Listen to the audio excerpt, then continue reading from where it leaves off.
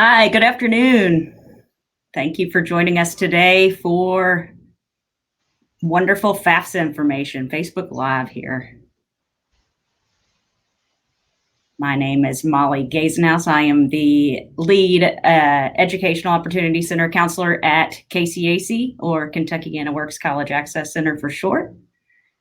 And I am Lindsay Driscoll, and I am the Financial Aid Director at Jefferson Community and Technical College. And thank you so much for joining us today. As I mentioned, today we're going to be discussing FAFSA Filing 101. We're going to do an overview of the FAFSA. We're going to discuss what you need to complete the FAFSA, where a student goes to complete the FAFSA, when a student needs to complete.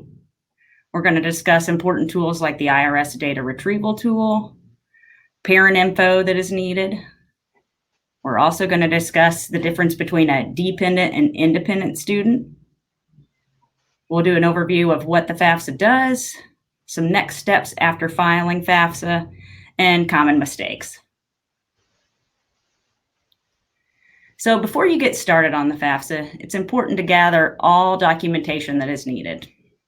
As a student, you'll need your Social Security number. If you're a dependent student, you'll need your parents' Social Security numbers. If you're a non-US citizen, you'll need your alien registration number. You'll need your federal income tax returns, including W-2 information for both you, your spouse if you're a married student, and of course your parents if you're a dependent student. You'll need records of any untaxed income, child support received, or any veterans non-education benefits for you or your parents. Last but not least, you'll need information on cash, savings, and checking account balances. Here's an example of what that federal 1040 looks like. This is the 1040 U.S. income tax return. This is an example of 2019 information, as well as a visual image of what the W-2 wage and tax statement looks like from an employer. So that also is from 2019. These are just great visuals to have when gathering up that information.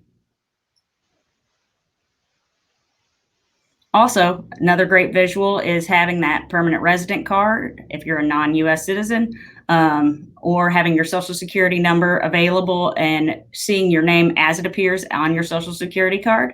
It's very important that all these numbers are entered in correctly, as this information is asked for on the FAFSA, and you want to make sure it is all entered in accurately. Another great thing before you get started on the FAFSA is having what's called an FSA ID. FSA ID is a username and password combination that will allow you to sign your FAFSA form electronically and access all studentaid.gov website information. In order to create an FSA ID, you will need a unique Social Security number, as well as a unique mobile phone number or email address that is associated to you.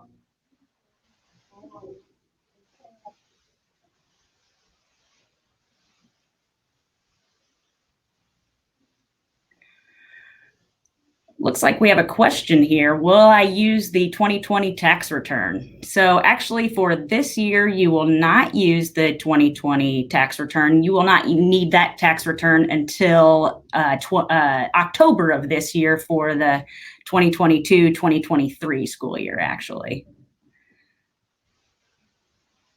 When you are completing the FAFSA, you need to go to FAFSA.gov. As a huge reminder, FAFSA stands for Free Application for Federal Student Aid.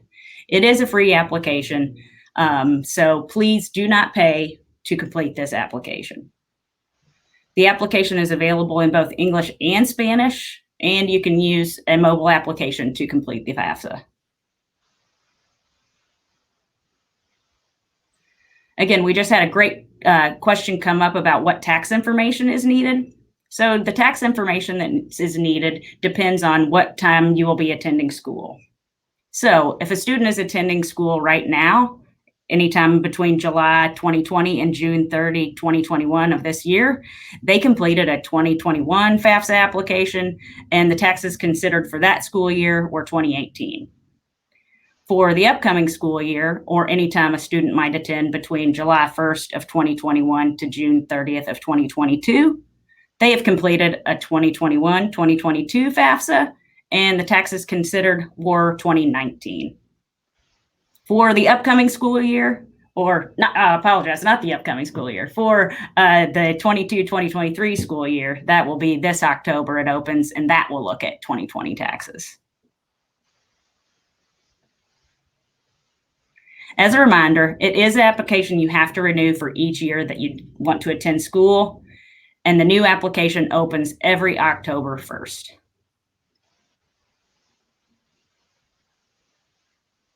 This next slide here illustrates a really helpful tool that can help you pull in the data that you need for your FAFSA, and it's called the IRS Data Retrieval Tool. And this allows students and parents who are helping their students file the FAFSA to connect to their tax return that is already submitted to the IRS and have the pertinent data automatically uploaded to the FAFSA. This helpful tool prevents you from having to dig out old copies of tax returns and manually place that information on the specific lines of the FAFSA. The data retrieval tool connects to the FAFSA to gather the needed information, and it can also be helpful later on if you need to provide additional tax information to the financial aid office. Less documentation may be requested in that case because the student and family who use this tool, all the information is already verified with the IRS. And so this slide, it may be a little difficult to read, but this slide shows you some of those screenshots you would see on the FAFSA if you decided to use this tool, just in case you would need that if you go that route. There are certain people, though, who are not eligible to use the IRS data retrieval tool, and those are outlined on this slide. They include students who do not mark that the FAFSA, that the tax return is completed.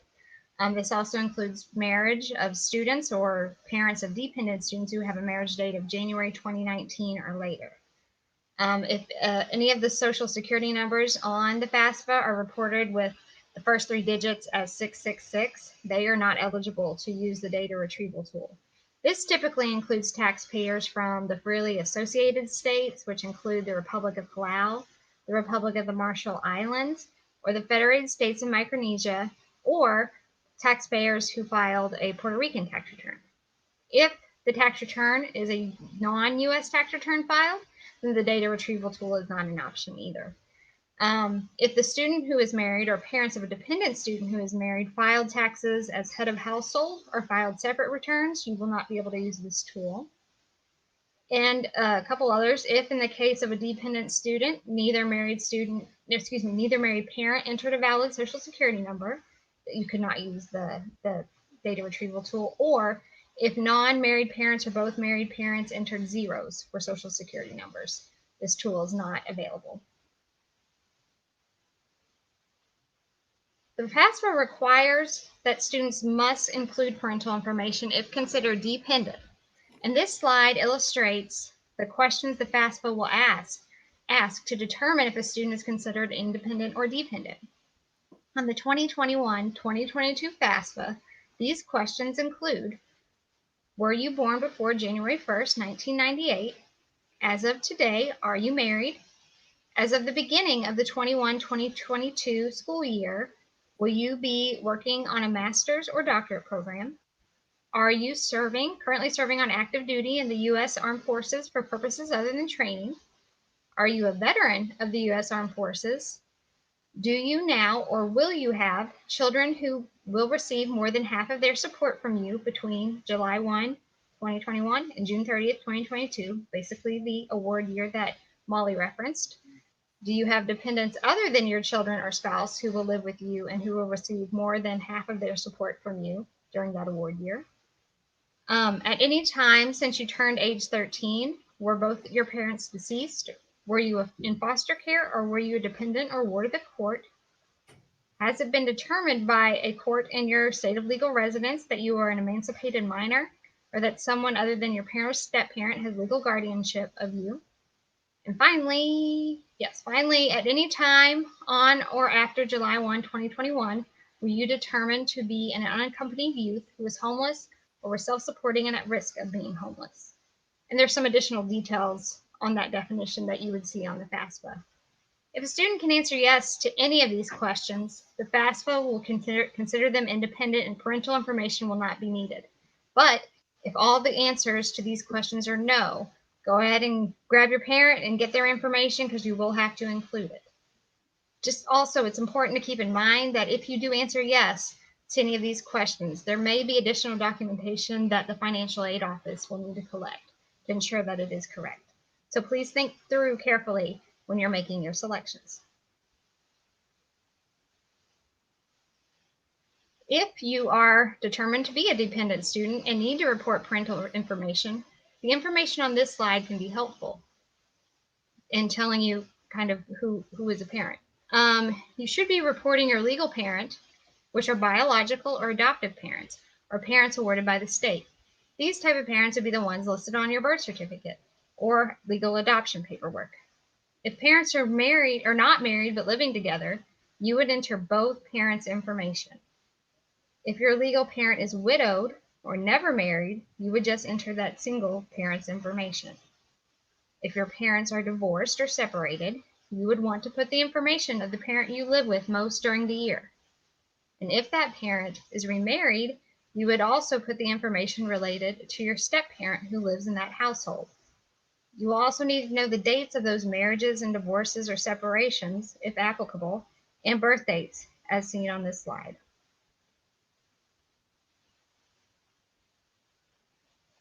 And this side here just provides a little information regarding who is not considered a parent for FAFSA purposes.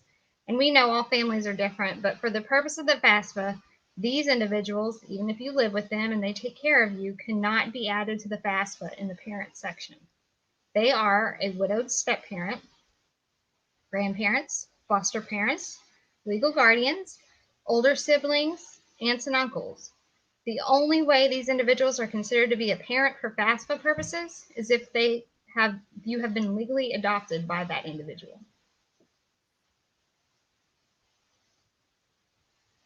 All the information collected on the FAFSA is used to determine a student's EFC, or expected family contribution.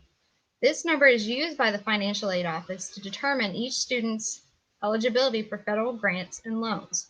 It can also be used to determine state aid and institutional scholarship eligibility. As was mentioned in previous slides, sometimes additional information may be needed in order to complete the FAFSA processing. So please keep an eye out on communications from your school's financial aid office. This slide here includes some steps that will or may occur once the FAFSA is submitted. You will receive an email immediately. You will receive an email to the email address used on the FAFSA that includes what is called a Student Aid Report, or SAR. This document will include your EFC and give details about what that means, including federal grant eligibility. It is always a good idea to keep the SAR on file for future reference. Also, watch out for communications from the college's student financial aid offices. Additional information may need to be collected. Typically, that is requested for students who need to complete a process called verification. FAFSA verification is a process implemented by the Federal Department of Education to ensure the accuracy of information reported on the FAFSA. Typically, about 20 to 30% of all students are selected for this process. And if you have questions, please feel free to contact the school you plan on attending. Once the FAFSA is complete, the financial aid office at your school will be responsible for finishing up the process, collecting additional documentation if needed, and awarding the financial aid in which you are eligible. This slide here includes a list of common mistakes students make regarding their FAFSA. I always kind of joke with people, probably the biggest mistake you can make is to not file. By not filing, you may miss out on federal, state, and/or institutional funds. Some of these things are available even without financial need. So if you think you're not eligible for anything, you never know, and you should still fill out the FAFSA. Just to reiterate something Molly said in an earlier slide, FAFSA stands for Free Application for Federal Student Aid. Emphasis on free. This should be submitted at FAFSA.gov. The telltale sign that you're on the wrong side is if they're asking you to pay money to file. Filing is always 100% free. You should attempt to file your FAFSA as soon as possible, every October 1st, that you are continuing your education. There are some forms of aid, state aid and institutional especially, that are limited and given out on a first-come, first-served basis. That is why it is so important to complete your FAFSA as soon as possible. Plus, it will ensure your aid is awarded in plenty of time before the school year begins. Since additional documentation could be needed, early filing gives both the student and the family plenty of time, and the school plenty of time, to ensure everything is settled before a bill is due. The FSA ID, another plug on that, is critical for finishing your FAFSA. You should get this done and get the ID before you start the process to ensure that both you and your parent can use that to sign the FAFSA. Because if it's not signed, then it will reject and we won't be able to process further until we collect that. The FAFSA questions should be read carefully and answered accurately. If you accidentally enter a wrong number, it could change your eligibility for grant aid. If you leave required information off of the FAFSA, this will slow the process down. The Financial Aid Office is responsible for ensuring all the information is collected, and if it is not, it could cause a delay in the awarding of your financial aid.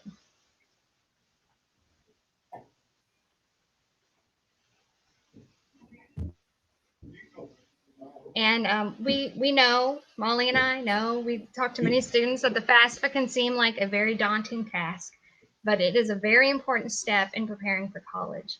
And there are many people here and at KCAC that can help you. And you can email us at the Jefferson Financial Aid Office at jeffersonfinancialaid@kctcs.edu. And I think we're going to pull up KCAC's website so you can see what that looks like. Yeah, if anyone would need any additional one-on-one support in completing their FAFSA, KCAC is available here to make sure your steps are being completed accurately and efficiently, and always here to answer your questions. Yes, please don't ever hesitate to ask either of our organizations for help. That's what we're here for, and we're more than happy to do that. And we're happy to take questions, but thank you guys so much for attending, and we wish you all the luck as you go down this path.